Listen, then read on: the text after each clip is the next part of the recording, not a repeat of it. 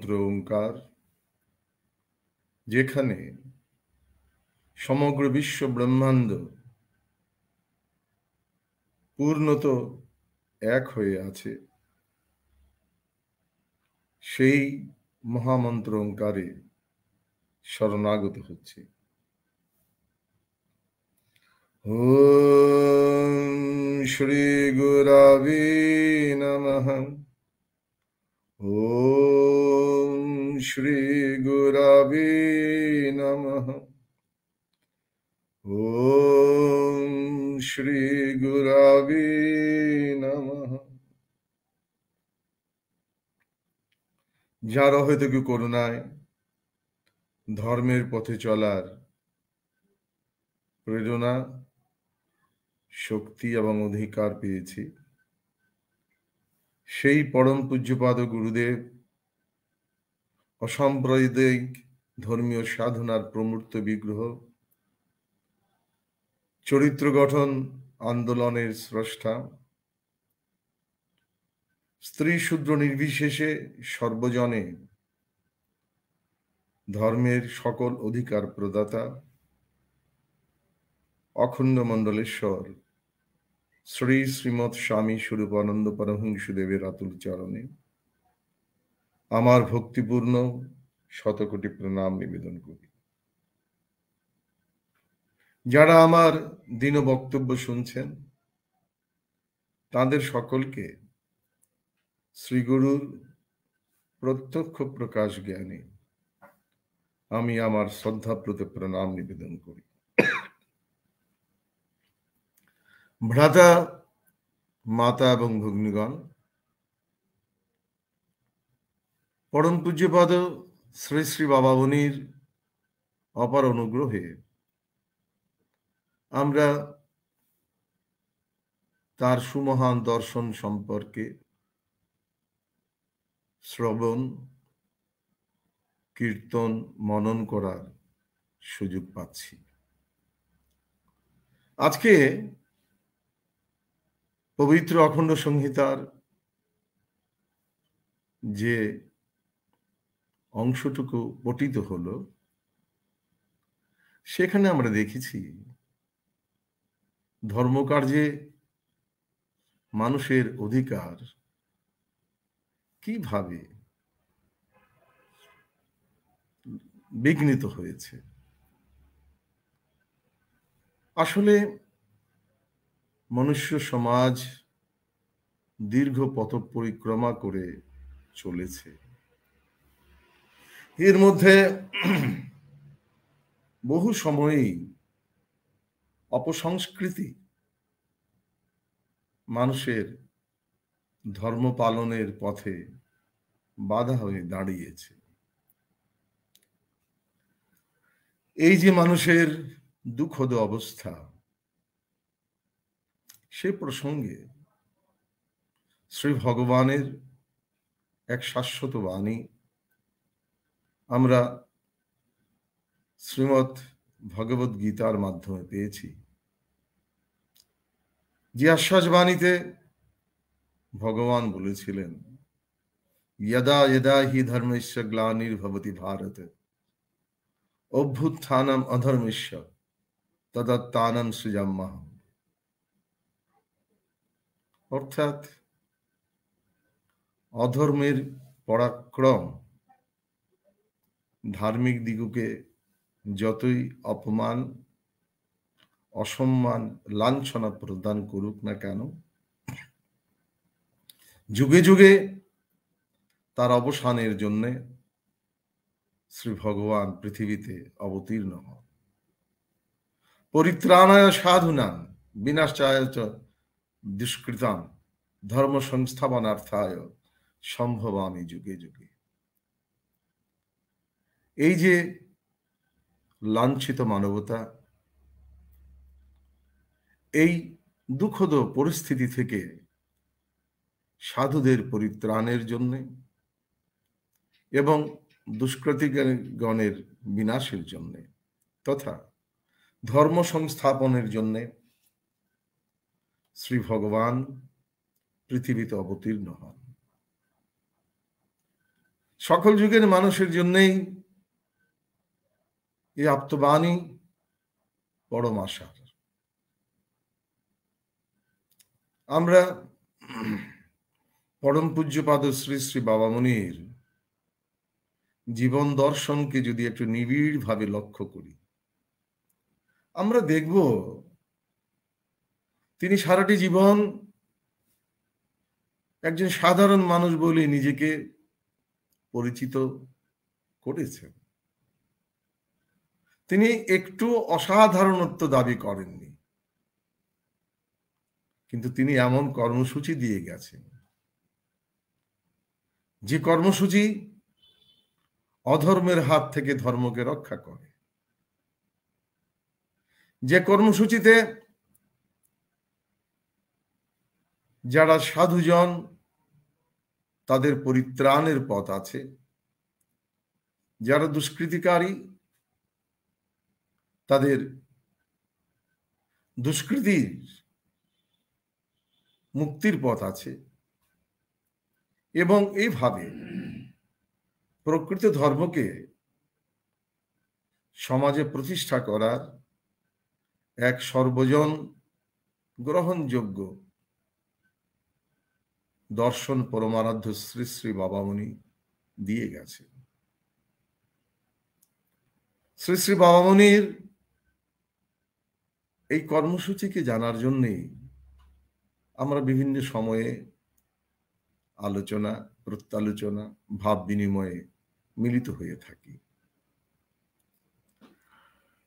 এই কর্মসূচির 4টি মূল স্তম্ভ, এটা আমরা জানি: সমবেত উপাসনা, হরিওম কীর্তন, চরিত্র গঠন আন্দোলন এবং স্ত্রী শূদ্র নির্বিশেষে সর্বজনে বেদের অধিকার তথা বেদমাতা ব্রহ্ম গায়ত্রী উচ্চারণের অধিকার তথা সর্বমন্ত্রের সমাহার পরম তত্ত্ব ওঙ্কার সাধনার অধিকার।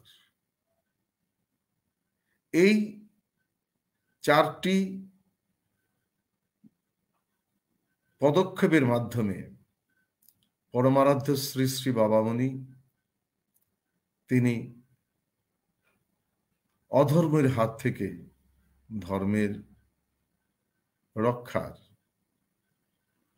পথ দেখিয়ে গেছেন। এ প্রসঙ্গে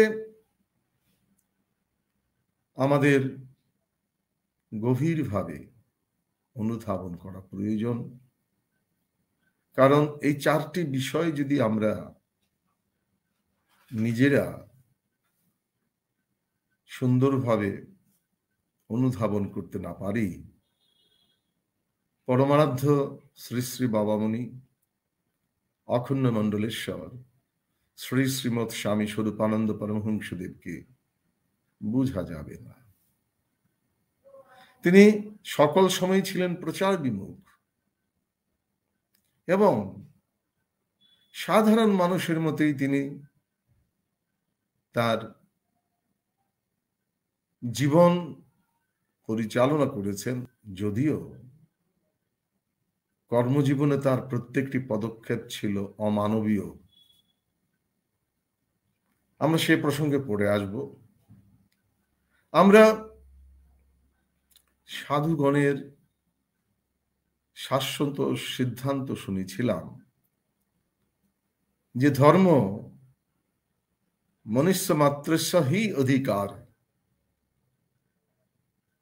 মানুষ অন্য কোথাও অধিকার বঞ্চিত হোক বা না হোক, কিন্তু ধর্মক্ষেত্রে সকল মানুষেরই অধিকার থাকবে। কিন্তু অপসংস্কৃতির প্রভাবে আমরা দেখেছি সেই গ্লানি নেমে এসেছে, যেখানে অধর্মের হয়েছে অভ্যুদয়, ধর্মের হয়েছে গ্লানি। আমরা দেখেছি যে কিভাবে ধর্মীয় সাধনা থেকে মানুষকে বঞ্চিত করেছে। আমরা দেখেছি মানুষ কিভাবে মানুষকে পণ্য করেছে। আমরা দেখেছি স্ত্রী জাতির প্রতি কত অবিচার ধর্মের নামে করা হয়েছে এবং তাদেরকে পণ্য করা হয়েছে। জাতিভেদ প্রথা, পৌরোহিততন্ত্র, এভাবে আমাদেরকে ধীরে ধীরে অপসংস্কৃতির শাসনাধীন করেছে, যার জন্যে আমরা ধর্ম পালন করতে গিয়েও যেন ধর্ম পালন করতে পারিনি।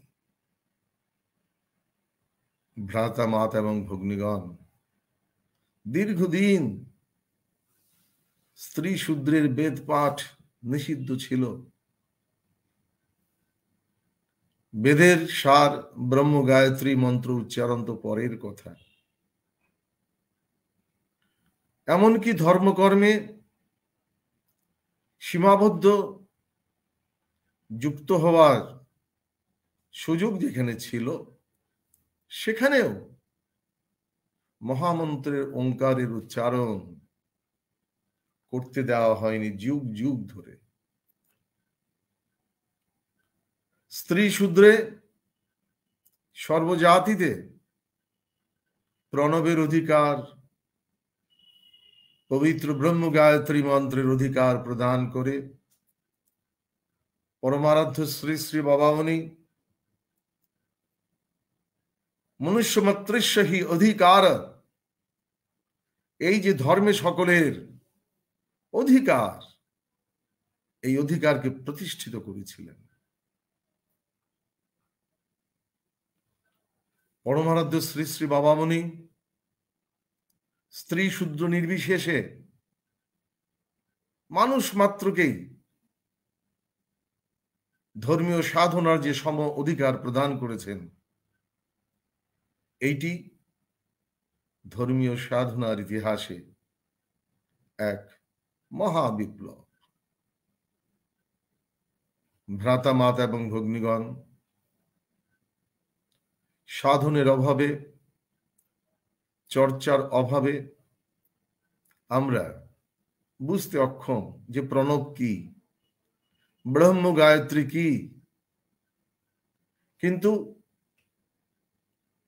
হাজার হাজার বৎসরের ঋষিদের সাধনার পরম সম্পদ এই ব্রহ্ম গায়ত্রী, পরম সম্পদ মন্ত্ররাজ ওঙ্কার। হয়তোবা যারা সাধনে নিমগ্ন নন, সাধনে যাদের রুচি নাই, যারা সাধন ভজনে অবজ্ঞা করে, তাদের হাতে পড়ে এই মহামূল্যবান সম্পদ যাতে হারিয়ে না যায়। হয়তোবা সেই জন্যই এই কমঠ নীতি, অর্থাৎ স্ত্রী শূদ্রে ব্রহ্ম গায়ত্রী, বেদ এবং প্রণবে অধিকার নিষিদ্ধ করা হয়েছিল। কিন্তু এ পদক্ষেপ শুধু বিভেদ বাড়িয়েছে, এ পদক্ষেপ কল্যাণপ্রদ হয়নি। যুগ যুগ ধরেই তা মানুষকে যাতনা দিয়েছে,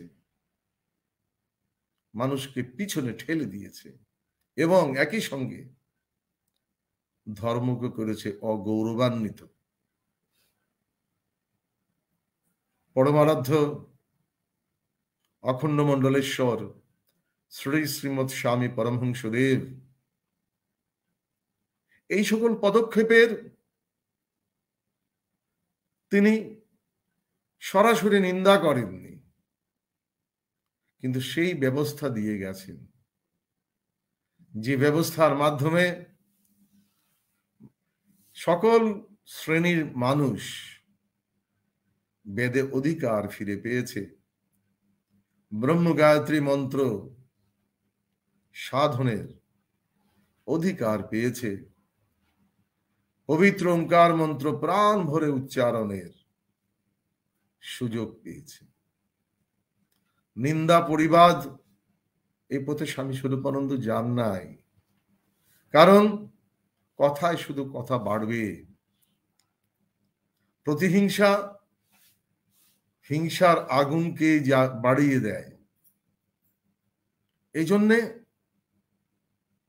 পরমারাধ্য শ্রী শ্রী বাবামণি তার অসাধারণ তপবলে সকলকে ওঙ্কার এবং ব্রহ্ম গায়ত্রীতে অধিকার প্রদান করলেন।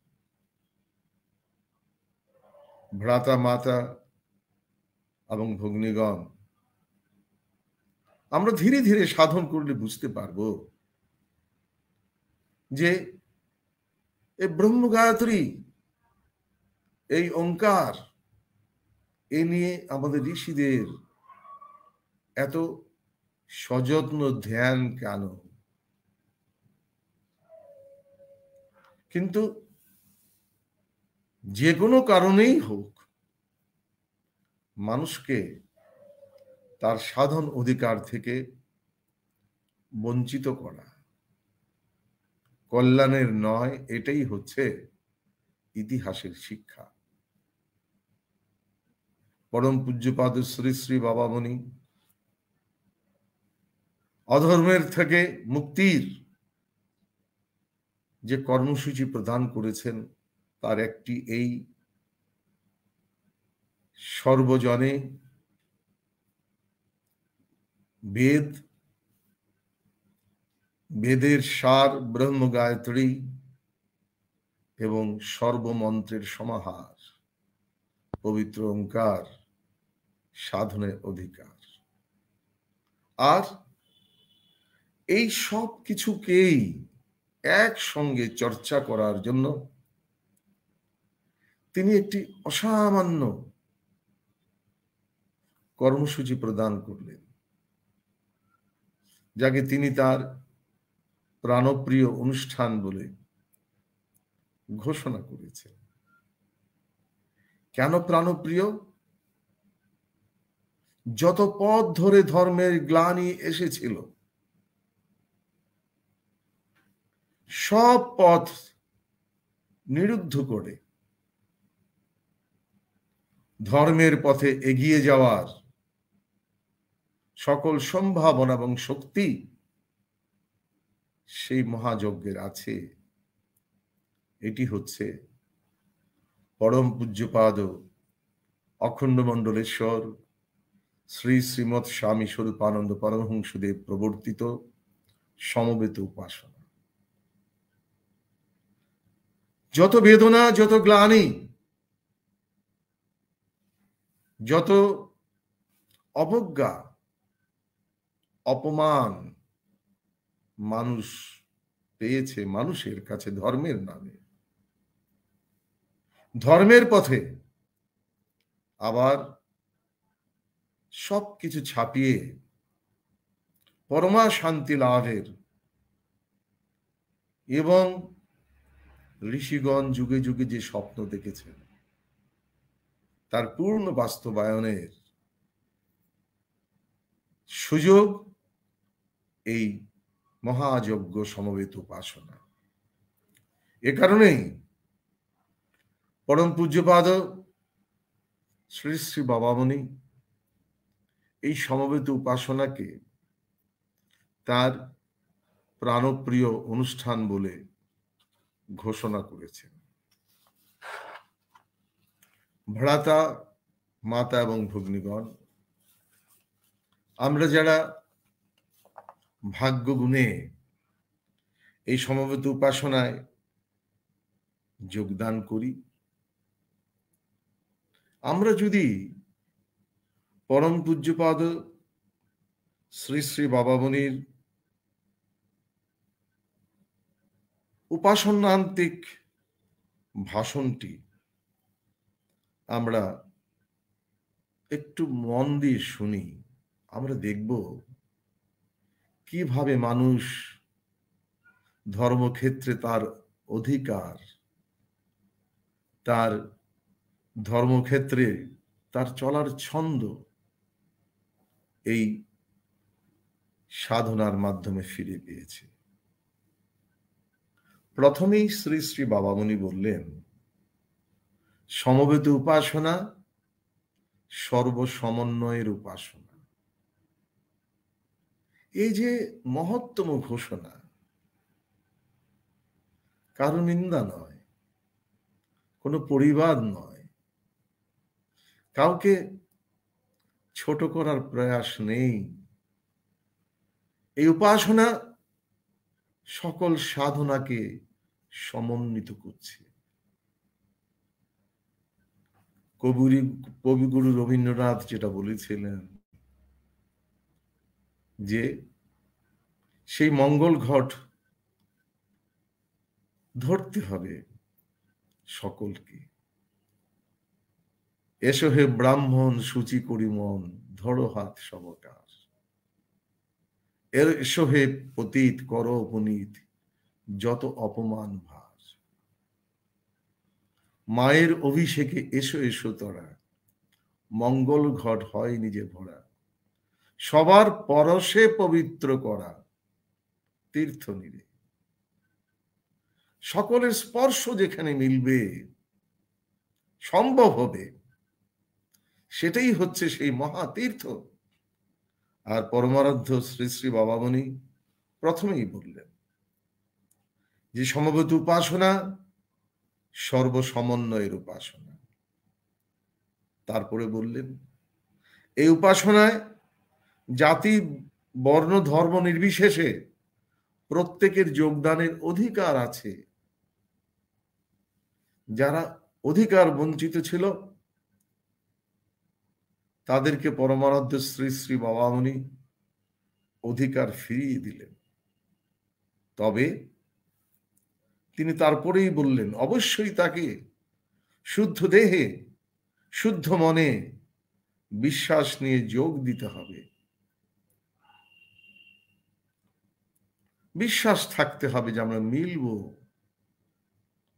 হবে উপাসনা শুভ উপচারে, হৃদয়ের প্রীতি ধন সম্ভারে।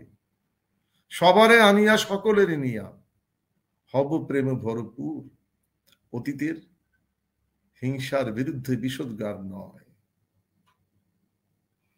অতীতের অকল্যাণ পথকে রুদ্ধ করে দিয়ে আমরা প্রেমের পথে এগিয়ে যাব।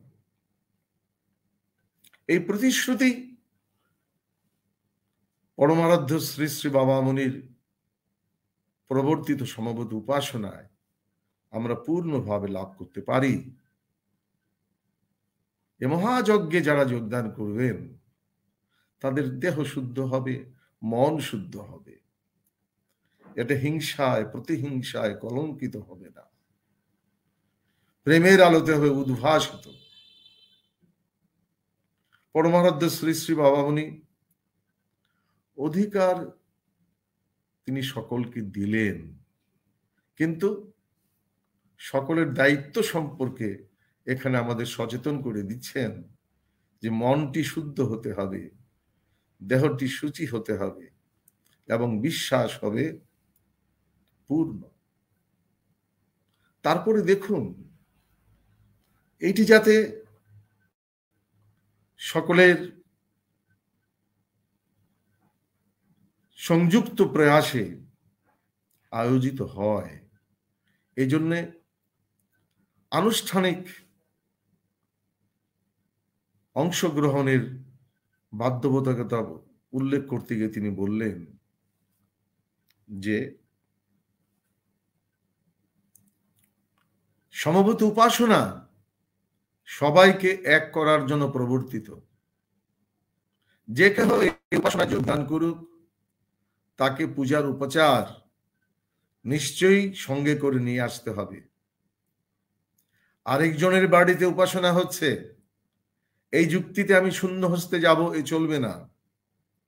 হয় একগুচ্ছ দুর্বা, নয় 3টি বিল্লদল, নতুবা কয়েকটি ধূপচন্দন কাঠি, অথবা যৎ সামান্য ভোগ নিবেদ্য যার যেমন সুযোগ বা সুবিধে তা সবাইকে নিয়ে আসতে হবে। যেখানে উপাসনা হচ্ছে এটা সর্বজনীন কেন্দ্র হতে পারে, কিন্তু সর্বজনীন কেন্দ্রের উপাসনাতেও সকলকেই অংশগ্রহণ করতে হবে তার আয়োজনে।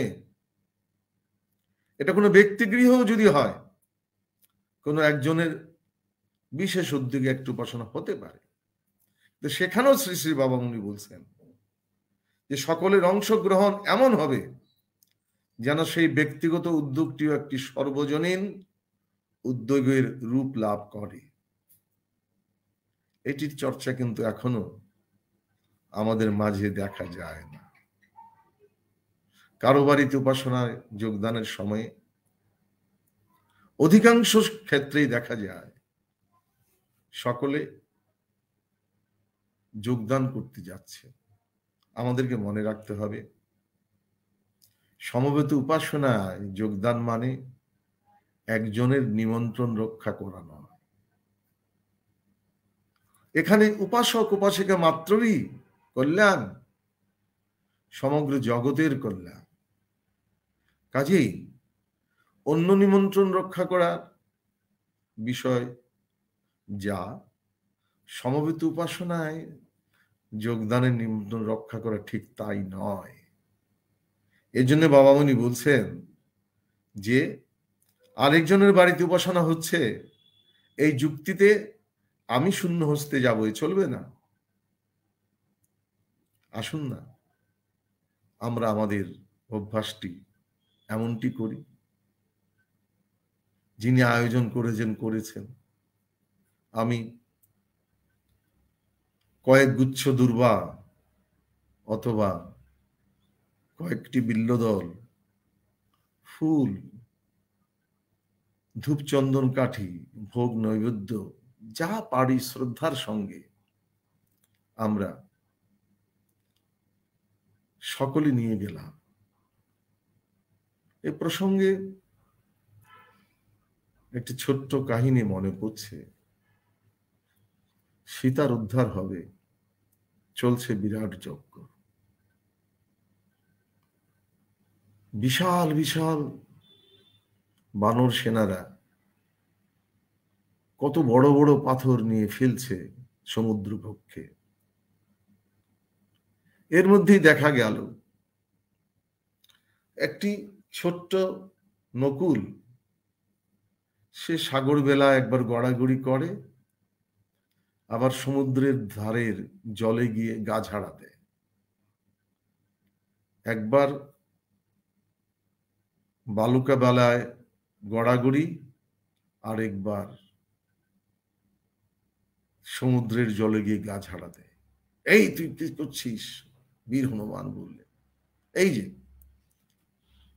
তুমি আমাদের এত বড় যজ্ঞকে পরিহাস করছো।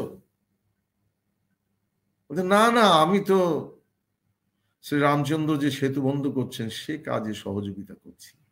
তা এত বড় বড় পাথর ফেলে আমরা পারছি না, আর তুমি দুই একটা বালকণা ফেলেই তোমার কত অহংকার। রাগ হয়ে তাকে ধরে শাস্তি দিতে যাবেন এমন সময় প্রভু শ্রী রামচন্দ্র বলল, রাখো রাখো। এই যে মহাযজ্ঞ, শক্তিমানের শক্তি এখানে যুক্ত হবে, সীমিত শক্তি, অতি সীমিত শক্তি, শক্তিহীন প্রায়ের শক্তি, তাও এখানে যুক্ত হবে। সকলের শক্তি যদি যুক্ত না হয় তবে যে মহাযজ্ঞ হবে না। এই যে সমবেত উপাসনাতে একজন মুখ্য আয়োজক হয়তো থাকে, কিন্তু আর যারা যোগদান করেন তারা যদি সব সময়তেই খালি হাতে যায়, সেটা মহাযজ্ঞে অংশগ্রহণ হলো না। কাজেই আমাদের এই বিষয়ে একটু সচেতন হতে হবে। আবার শ্রী শ্রী বাবামুনি অন্যত্র বললেন, আমার বাড়িতে উপাসনা, তুমি এলে উপচার নিয়ে, তার জন্য বলবো আমার সম্মানহানি হলো, এ হবে না। এই সমবেত উপাসনা সবাইকে সমান করে, এখানে সবাই মিলে এক হয়, সম্মান অসম্মানের প্রশ্ন এখানে নেই।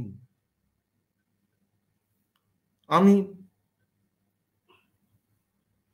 বিশাল ধনী গৃহে, যেখানে ভোগ নৈবেদ্যের বিশাল আয়োজন, সেখানেও উপাসনার উপচার হিসেবে 3টি বিল্ল দল অথবা এক গুচ্ছ দুর্বা বা ধূপচন্দন কাঠি নিয়ে যেতে আমি কখনোই লজ্জিত হব না, কারণ এটা যে মহাযজ্ঞ, ছোটর দান, বড়র দান, বৃহত্তর কোনো দান, সব মিলে মিশে যেখানে এক হয়ে যাবে, এই সেই মহাযজ্ঞ শ্রী শ্রী সমবেত উপাসনা। কাজেই এই মহাযজ্ঞকে সবসময় তার পূর্ণ মর্যাদায় উদযাপন করতে হলে আমাদের এই বিষয়গুলোতে বিশেষ দৃষ্টি দিতে হবে। ভ্রাতা মাতা এবং ভগ্নীগণ, সমবেত উপাসনায় ঋষিদের স্বপ্ন কত ভাবে যে বাস্তবায়িত হয়েছে। এই সমবেত উপাসনায় পূজার আসনে একমাত্র ওঙ্কার বিগ্রহ থাকে। এ প্রসঙ্গে পরবর্তী সময়ে আলোচনা করবার আশা রাখি। তবে একটি মাত্র বিগ্রহ এক মহাযজ্ঞে পূজিত হচ্ছেন, এটা যে কত বড় কথা আমাদের একটু চিন্তা করে দেখা দরকার। আমরা শ্রীমদ্ ভগবদ গীতা পড়ি, শ্রদ্ধার সঙ্গে পড়ি, ভক্তির সঙ্গে পড়ি। আমরা শ্রীমদ্ ভগবদ গীতার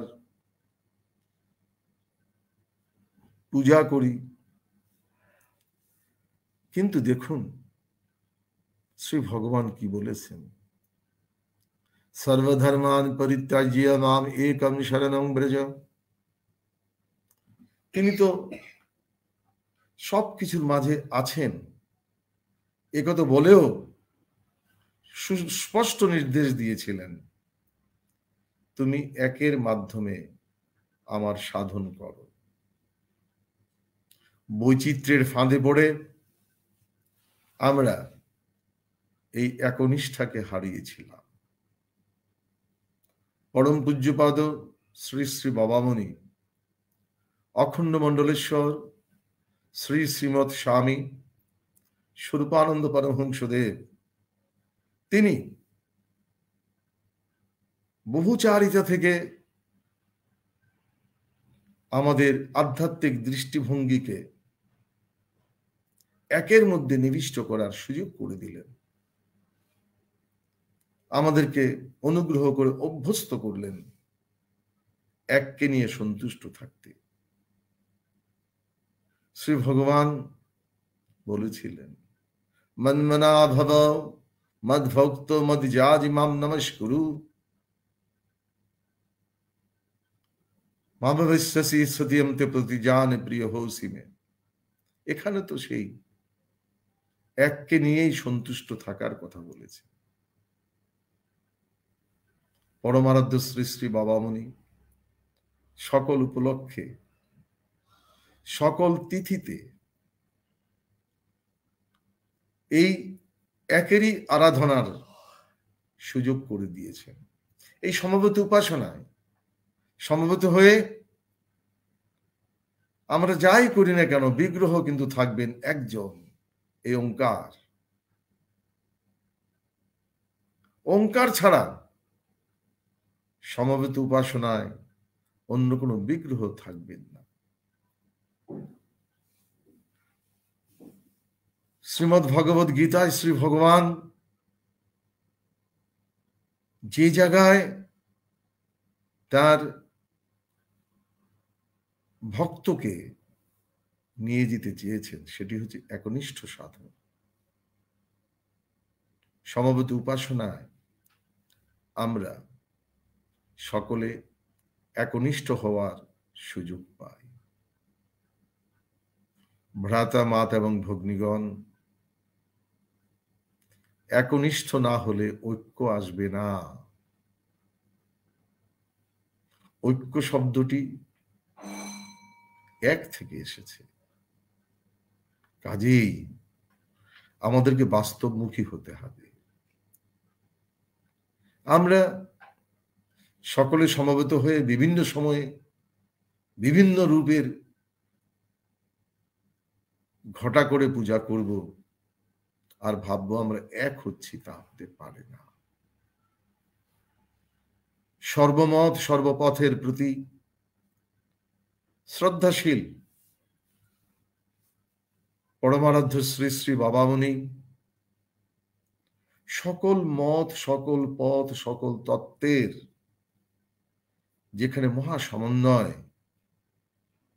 সেই ওঙ্কারকে শ্রী বিগ্রহের বেদিমূলে প্রতিষ্ঠিত করে সর্বমত পথের মানুষকে এক হওয়ার সুযোগ করে দিয়েছেন, যার পূর্ব ঘোষণা আমরা তো শ্রীমদ্ ভগবত গীতায় শুনেছি। শ্রী ভগবান বলেছেন যে প্রণব সর্ববেদেষু, সকল শাস্ত্রের মধ্যে আমি প্রণব বা ওঙ্কার। এই মৌলিক বিষয়গুলো আমাদের চিন্তা করতে হবে। ধীরে ধীরে পরমারাধ্য শ্রী শ্রী বাবামণির এই যে মহাপরিকল্পনা, অধর্ম থেকে ধর্মকে রক্ষা করা, সাধুজনদের স্ব অবস্থানে প্রতিষ্ঠিত করা, দুষ্কৃতির অবসান, এ প্রসঙ্গগুলো আমরা ধীরে ধীরে আলোচনা করব এবং সমবেত উপাসনা সম্পর্কে আমাদেরকে বিভিন্ন দিক থেকে আরো গভীরভাবে এর তত্ত্ব অনুধাবনের চেষ্টা করতে হবে। আজকে এই পর্যন্তই। সমবেত উপাসনার ভিন্ন দিকগুলো নিয়ে এর পরবর্তীতে আলোচনা করব। পরমারাধ্য শ্রী শ্রী বাবামণির অনুগ্রহে আমরা যারা তার ছায়াতলে সমবেত হয়েছি, অথবা যারা শ্রী শ্রী বাবামণি সম্পর্কে জানবেন, তিনি নিজে কোনো বিশিষ্ট অবস্থানের দাবি না করেও জাতিকে, ধর্মকে রক্ষা করার যে পথ দেখিয়ে গেছেন, সেই পথ সম্পর্কে আমরা আলোচনা করব, আমরা অনুশীলন করব এবং জীবনকে সার্থক করব। হরি ওম।